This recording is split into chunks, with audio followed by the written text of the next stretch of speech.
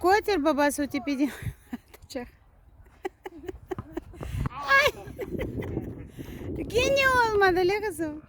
Gene olmadı.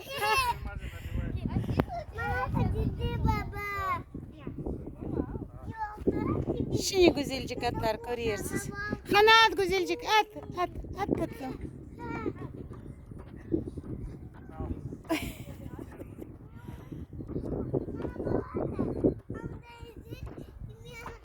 Hana hoppa.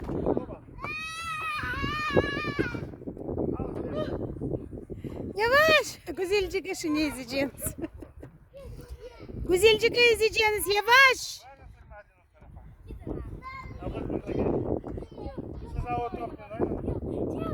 Çap güzelcik. Çap.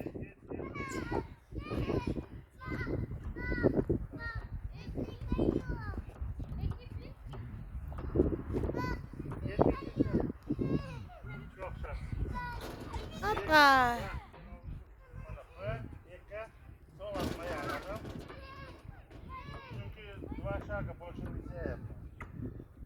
Aa.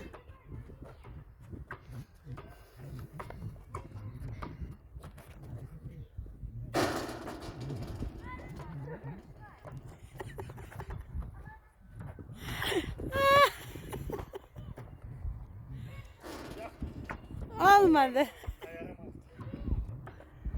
Hana geri kan.